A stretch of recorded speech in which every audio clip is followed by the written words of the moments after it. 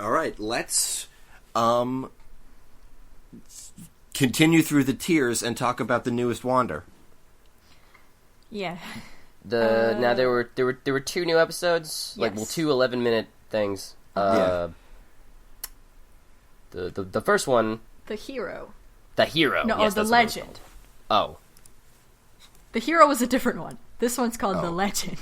Oh, that's what I watched. I'm not equipped for this. A joke. Oh, okay. Which was delightful. it was really good. A lot of cartoons will have that episode. Like I see it. I remember it mostly from Batman the Animated Series. Yes. There was an episode a lot like this. Samurai Jack Or- had it too. Yeah. Where all the kids get together and share stories about the protagonist, and it's all hearsay and rumors because it's always a mysterious figure, and so you get to see each of their interpretations of what the protagonist is. But this is the first one, I think, where the real guy they're talking about's right there, and they don't even know. Yeah. And they Wander and Sylvia have to hear all their totally wrong information. Uh-huh. Oh, man. And It's... my homage. favorite, obviously, Silver 7. Me too. I knew it was coming. I was like, oh shit. Yeah. And they parodied the song. And was that 100%. Gigantor? What Yes. was that? Yeah. Gigantor. It was Gigantor 100%. They literally did the theme song, but they replaced it with their own thing. It was the only, because Gigantor was the only really old super duper giant robot that they could reference and anybody would get, that anybody would know except me. Yeah. I that's when I had to pause it and be like, guys, watch it. We do Yeah, this. me too. I know I do Same, this same. every week with saying, you have to watch this one, but yes, you do, diddly do. Every week they got something crazy. The day that there's a Western the cartoon that references a deep cut mecha, you'll hear me screaming. But for right now, it's usually always Gigantor. Yeah. Oh, Gigantor. And then I love the 90s radical Wander. Yeah! Just constantly farting. The Sonic Wander. Just, the worst version of Sonic. Yeah. And then the teenage girl one.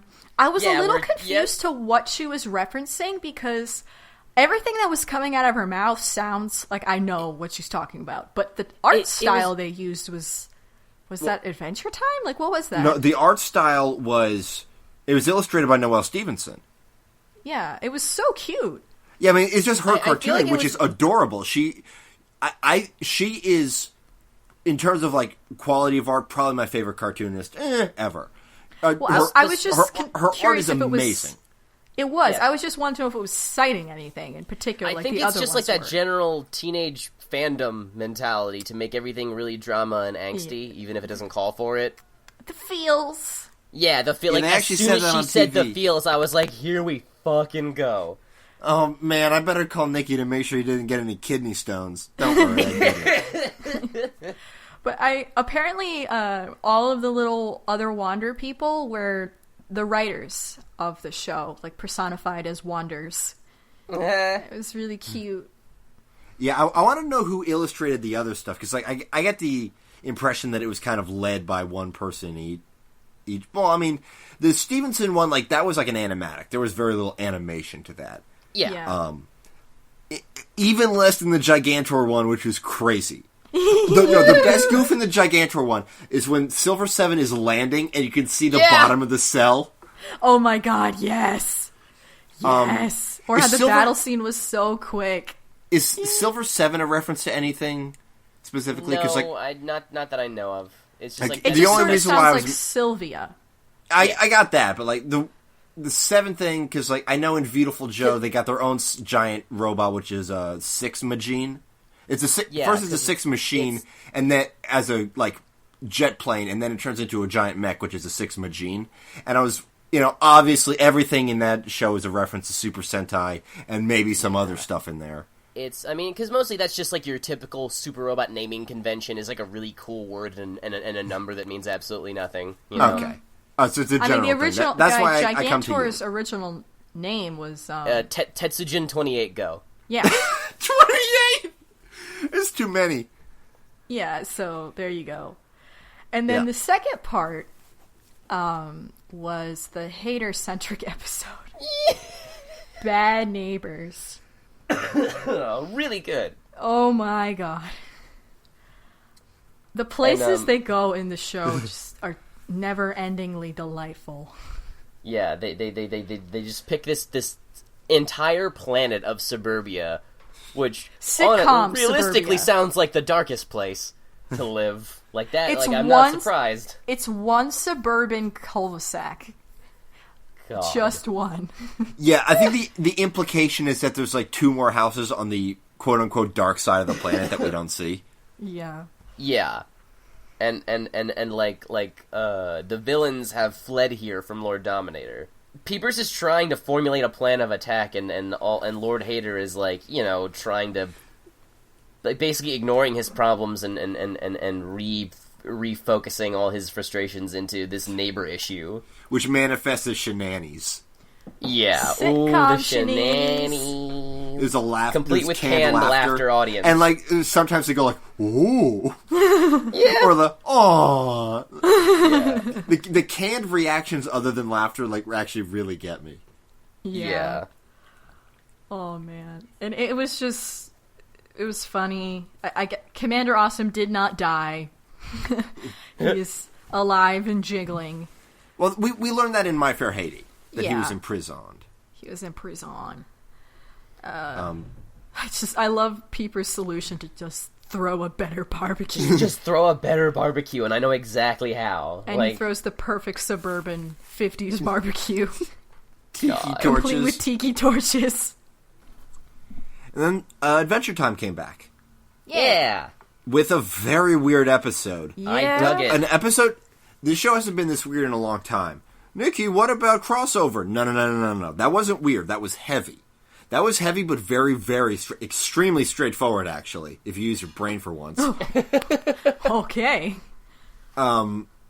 This was weird.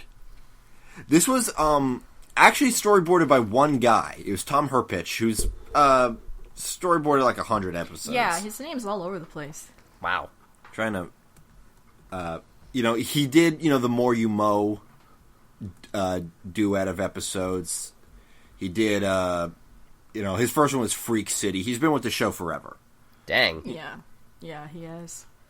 Yeah, and I'm looking at his stuff, and he doesn't normally do stuff that's this weird. This is really weird for him. Oh, he co-storyboarded Lemon Hope with Wolfhard. Yeah, there you go. It definitely is weird. But also, I wasn't as lost as I was in other weird episodes. This one, I could follow it and, jive with it a lot easier. It wasn't something I had to think about. I mean, I wanted to. I knew what was happening. Yeah, I got it. I knew what was happening. I was just, I was wondering what the lesson was for Finn. What this significance of this event. Yeah, but by the end, it kept me wondering, but not in a lost, confused, what the fuck is happening way. More in a this is gonna pay off, and then I feel like it did. Yeah, he overcame whatever it was. Basically, I'm not sure precisely, the full character implications of how this will change him, but basically it was whole you gotta open your third eye. Oh. And cause you could see it whenever his forehead would crease, it looked like a closed eyelid. Yeah. When he was trying to figure out what to do. Well, cause I also think that was something they did to give him more expression with closed eyes. Yeah, because he doesn't really have eyebrows. Yeah. But yeah, and he also mentioned. Jake mentioned in the beginning of the episode that the last time they were in that area was right after Finn fucked things up with Flame Princess. Yeah. And there was the... that sucked. So it was I was wondering if maybe this was something to do with that, maybe? Apparently they refer to a weird cave in Dungeon Train. Yeah, and then in this Dungeon episode... Train was also Herpich. And in this episode, they refer back to Dungeon Train, and Finn is like, look, it's Dungeon Train. Wasn't that great? And Jake was like, no. No. So maybe... No, that was the lowest point of your life. So maybe this is like Finn learning how to follow through and go all the way? Yeah, I mean, basically, like, it's been a couple days, but like I probably should have done the traditional thing where we watch it like a second before we're about to record. Yeah. Well, he breaks the cycle by essentially coming all the way back to the door. He breaks this. He basically like breaks the cycle by. I don't even know. Not giving up halfway through, I guess. By going all the way through. Outside forces kept fucking up because Jake has some systematic need to fuck with him. He had to move in a complete circle. Like he had to get. You know, speaking of Zen and stuff, like this reminded me of Groundhog Day. And that while a lot of people interpret Groundhog Day, particularly like Buddhists, is that it's not so much that he broke that cycle in Groundhog Day by getting to sleep with Andy McDowell. No. But is that he like gained complete awareness of his life in that day. And that way he was able to break it. And then the next day he got hit by a car because he just was used to not checking when he walked in the street. Yeah. Bill Murray definitely died the day after Groundhog Day. I guarantee it. The character? The character. Yeah, I don't fucking remember his character's name. No one does. It's Bill Murray.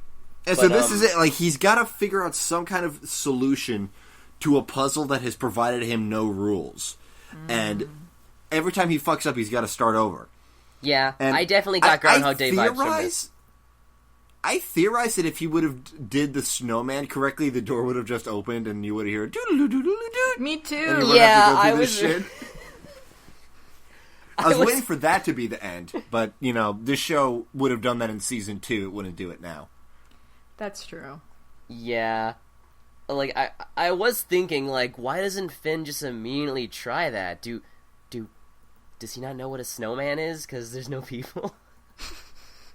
Yeah. I think my favorite joke was the unnecessary flashback with Princess Bubblegum. Yeah.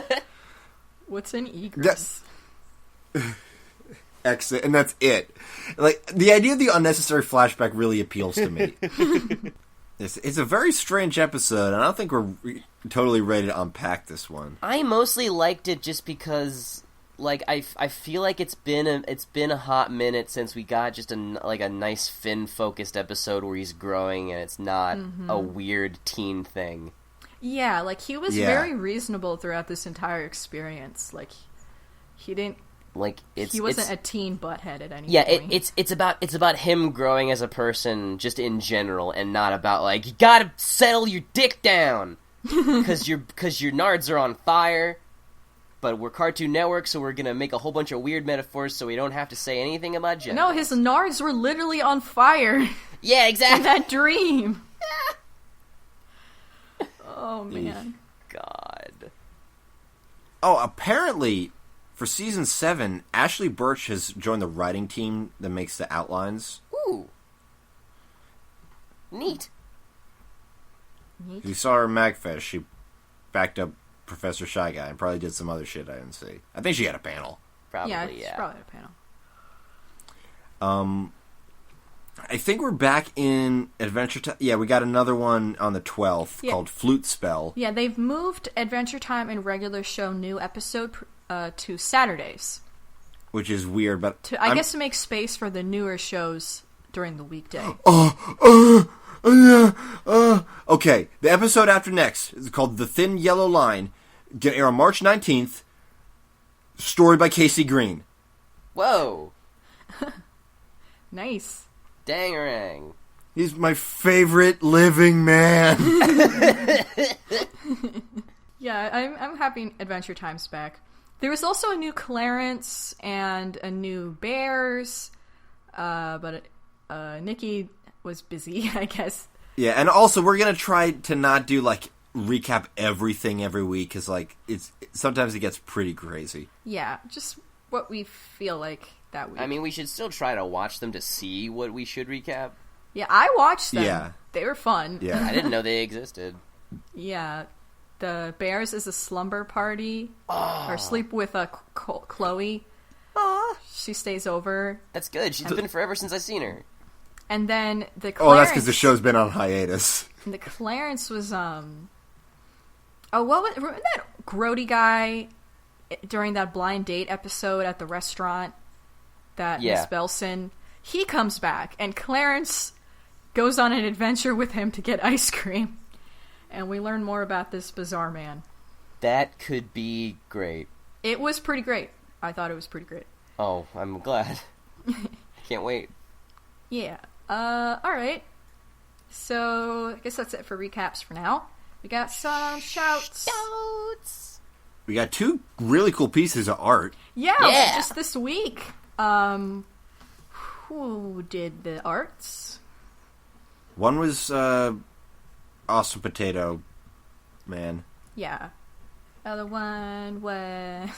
Mellow Margarine. Yeah. And then my in real life friend, Goster Monster, finally finished her little animation piece. And we also posted that on our stuff. And it's great. And you should watch it. Yeah, it's really good. It's a dumb hope. Yeah. Everybody's favorite bit. Yeah, you guys are all awesome, and I love you. Mm-hmm. You're so great. I love that portrait of Nikki that Mr. Awesome Potato drew. Like, with the hanging cigarette. Yeah, it's like so you. It's perfect. Yeah, you got my discontiguous mustache and beard. Pretty good. Like, it's even making a face you would make. Yeah, I wouldn't know. I don't know what kind of faces I make, but good job. All right. At Corzone Unicorn asked if we're gonna do Zootopia. Definitely. Definitely. It's generating a lot of very, very interesting buzz. Yeah, a lot of people asked us if we were gonna do Zootopia, and I've read all your requests. Yeah, including Joshua. And no, it's yes, the Peanuts movie experience sucked, but like I mean, you kind of know what to not do. Yeah. I still kind of had some trouble at the Panda screening because it wasn't as many kids. The problem was some of the adults who were talking. And then there was one of the security guys with his fucking handheld radio going off during the middle of the movie. It was very annoying. Ugh. But I couldn't control that. But it's... Yeah, but whatever. I can deal. Hopefully I can see Zootopia when I come home from spring break. And... a nicer theater. We'll let you know when we can put that in the schedule, but we're gonna do that, I guess in March. Yeah, definitely. Britt sent us a lovely email about how they like our podcast and makes them happy. They listen to us while they draw comics. Sometimes it's hard though because we make them laugh and then they fuck up the drawing. Sorry about that. That's art, man. That's jazz. And they ask us some questions. How did you meet Tooch? Nikki met Tooch. We've talked about this before. I'll run through it real quick. Yeah. Tooch and I worked together in some online voice acting project, Cooperation Laboratory. I think it's called VoiceOver Nexus now. We've since seceded from that project. And then we hung out in real life because I had an extra ticket to MagFest because our other sister got sick or something. And I was like, somebody please relieve me of this financial burden. And Tooch came in and was like, yeah, I'll do that. And then we hung out and it was the three of us how we met in real life, and it was great. Do we ever hang out outside of cons in the podcast? I've been up to Tooch's. Nina and Tooch have never hung out one-on-one. Not outside of cons. Oh, yeah, because sometimes I have to, go get Roberto. And they ask about sponsorships or Patreon.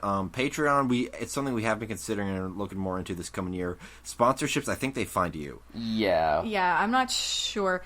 I'm hopefully, once I graduate and get my thesis done and figure out where I'm going to live and shit, I'll have more free time to, really research and get down and dirty with this kind of stuff. But at the time being, I physically can't, and Nikki and Tooch work a lot too, and we're just not quite at the place mentally and physically where we can figure this all out, but we should be hopefully by the end of the year.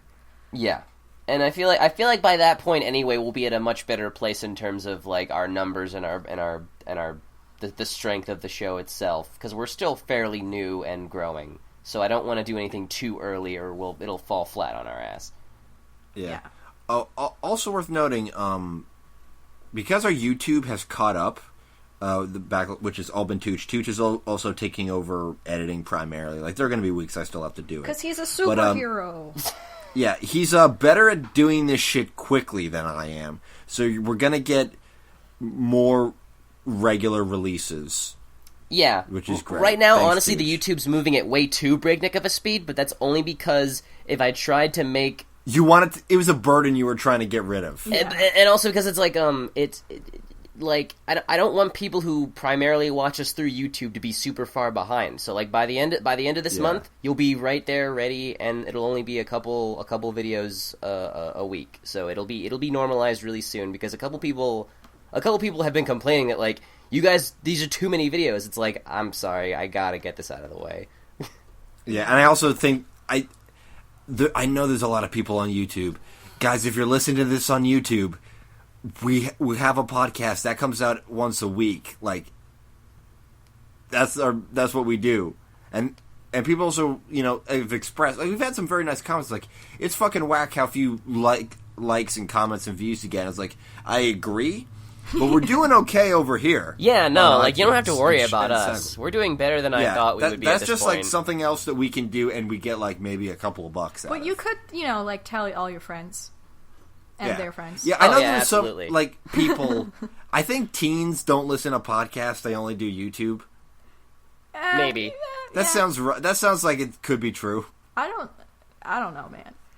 Anyway, Paula sent us a nice email where they found out that there's some Cartoon Network, the website has some pretty cool prints, and they wanted us to know about it and to like share it with our general audience, like in case we wanted some official neat merch, because sometimes it's kind of hard to find. A lot of the cooler merch you'll get is like fan made.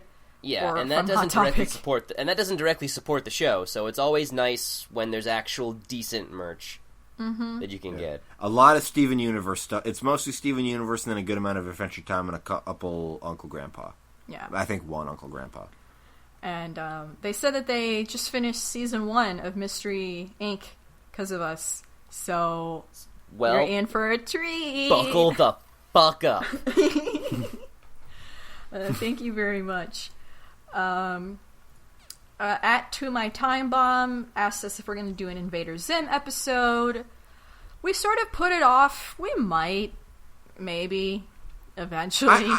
I think we said earlier is like, I don't want to do that. But I would be open to doing that. I'll do it, but just please be aware that like we're not gonna be we're gonna be critical. Like, yeah, we're not gonna squirt about that show. There's plenty of good things to say about Invader Zim. There are good things to say. And I had fun with it when I watched it as a kid, and it was very, very funny. But also, like, even as a kid, I had issues with it. So, like, that's... Yeah, when I was a kid, I was like, this is extremely gross. Yeah. So just be forewarned. Yeah. Our buddy... It's not going to be glowing praise. Yeah. But, I mean, we talk about stuff that we like, so if we talk about it, you can expect there to be praise in it. Yeah. Yeah. Our buddy Charlie said, just watched Liquid Plaza Turbo, and as foremost precious baby boy experts, in your opinion, is KO a precious baby boy, or does his love of fighting disqualify him? I don't think it disqualifies him. I think he is one, but he's not super high on the scale. Yeah. No, well, I think like that. It's just due to a lack of exposure. It remains to be seen. There's not enough data to scale. Yeah, I think it's inconclusive. I think he very much has a chance. He does love his mommy. That helps. Yes. And like I feel like one of the main reasons is the fighting does not disqualify him, because his mommy specifically taught him about how great fighting is. And he has an enthusiasm about it that's precious. Yeah. And actually what what this question made me realize when I first read it is that like he's got all the shonen protagonist tropes, and then it just distilled down as like, yeah, those guys all think like children. Yeah. Yeah. They love to eat, and they like their friends, and that's it. And they like fighting. Like, that's the whole bit. Yeah. Oh, man. Donovan said, I'm so happy. I need more business lizards in my life in response to Starvis, the Forces of Evil. He is a compelling character. And somebody asked us at Mega Spell if we're going to do a wrap-up episode on Wander. Once it's finished, sure. But it's not that's very finished yet. Oh, that's what they said. It's once it's over. I think that's what they said. Well, they said now Wander Over Yonder has finished spectacularly and it's confirmed no season 3. Are you going to do a wrap-up episode? I think they may have been misinformed when they wrote that. Yeah, so yes, once it is finished, we definitely probably will. We probably should. Like, I would like to rectify as much as possible our former MO of, like, let's just do this show that has, like, 3 episodes out. Yeah. That first half year, we were learning shit. Yeah. I mean, we did just Clarence really wanted Steven to talk because we just wanted to talk about the shows that were out. Yeah, we were excited about Steven and Clarence, and we needed to give Tooch a buffer so he could actually finish watching Scooby-Doo Mystery Incorporated, which I thought he had did 2 years prior. I didn't know that he just stopped in the middle, because that's fucking crazy. Have we talked about how fucking crazy it is that you did that, Tooch? I think we did. And I think it had to do with the airing schedule. Yeah, I completely fell off of it because, like, there was a point in time where I just didn't know when it was coming out or happening. Like, I didn't know it had already been out and been done. Because it's because no one talked about it. Mm-hmm. We were the first. And Albarte asked, can you do an episode on Class of 3000? They also asked if we could do Proud Family, and I would do both. I would like to do both. That. Yeah, I feel bad we sort of missed Black History Month, but we can make a different. We can just do it whenever. It doesn't have to. Yeah, we can just do it whenever. We don't have to, because I would like to celebrate Black History Month with this show, but I also don't want to wait 11 months. Yeah, so we'll just do it whenever it's. A Class of 3000. Yeah, I mean we're gonna do when we feel them. Yeah, but we definitely want to do both of those shows. They're on. I think we're going to be able to do more longer stuff because I know we haven't done a lot of longer stuff recently, and a lot of that. Nina's in her final semester of college. It's hard. Yeah, I'm so burnt out of everything. It's tough. Yeah.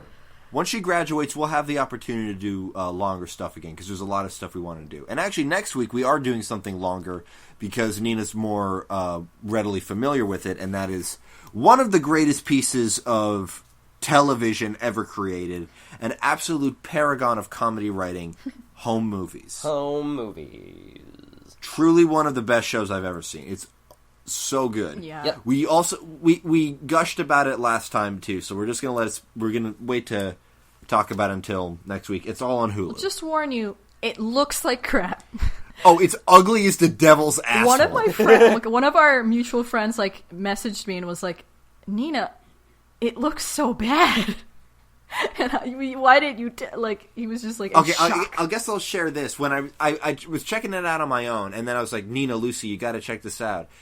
Be warned, it's very ugly. And both of them were like, well, I'm a very visual person. And then one episode, they're down. Yeah, because it's so funny. Yeah. Anyway, so that's next week. We don't know what we're going to do immediately after that. It might be Zootopia. Yeah. It depends on, if we can get our butts and collectively get all 3 of our butts in the theater in time. Yeah, don't ever expect us to do a movie in theaters the week it premieres. We just can't do that. That's not happening. It's not. It just doesn't work for us. We will always try to do them while they're in theaters. Yeah. So you can see it both before and after our episode comes out. We're going to try to do Zootopia as soon as possible. Mainly, I really want to see it. Yeah, I really just want to watch it. Yeah. I saw the first, non-teaser trailer when I went to see Kung Fu Panda 3, and I was like, oh, shit! And it's also a better than average trailer because it doesn't give away much of the plot. No, it doesn't. I don't really know. I don't know what the crime they're trying to solve is. So that's been our show. Wait, ways to contact us. Our main website is our Tumblr, thetoongoons.tumblr.com. We can find an archive of all our episodes. Do we have a FAQ on there? We haven't gotten a lot of the same question asked frequently to us, really. FAQ, no. Most of the questions we get are just, will you do the thing? Yeah, or how did you and Tooch meet? Yeah. But I'm gathering questions so we can get one together eventually. And Nina also curates really interesting animation posts, like, you know, concept art, stuff like that. Real great stuff. If you want to, you can contact us through an Ask There. For all the ways to contact us, usually we will address them on the show. We've gotten to a point now where we can't shout out everybody anymore because we get so many. Especially because a lot of people ask about the same stuff. But a lot of times we'll address it on the show. So don't expect a response through the platform. You know, our other ways you can contact us, we got a Twitter, which right now is mostly just, you know, to the minute episode updates at the Toon Goons. We have an email, thetoongoons@gmail.com, which is the best way to contact us if you got any long form stuff you want to share, which doesn't have to be questions. If you want to just share anything, go ahead. Story. Yeah. We're on. Problems. We upload our episodes directly to SoundCloud. The-Toons-Goons. We got all of our episodes and exclusive Toon Goofs on our YouTube, the Toon Goons podcast. Nina made a Facebook group that I don't know anything about. I think it's just called the Toon Goons podcast. Yeah, and we've got a fan-made wiki and Reddit.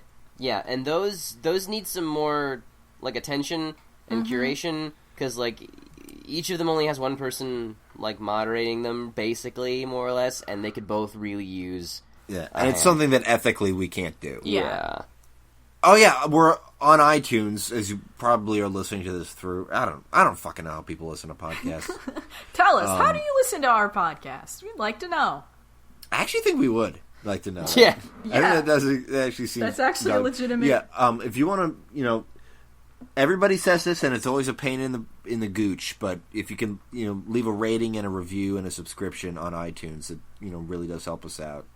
And if you do it for your own personal device, it isn't fraud. Yeah. Maybe we should talk about more things that aren't fraud. Yeah. Or suggesting to your friends and loved ones is not fraud. Yeah. Bring up a you know, show that they know, you know, they like. Like, hey, you like Kung Fu Panda? Check out this episode. We're done. Now we're done. Yeah. I've been Nikki. I've been Nina. I continue to be Skatooch. Thank you for tuning in. Wow! What the? He already made the joke, and I was bad at fake laughing. It's good. Oh my god.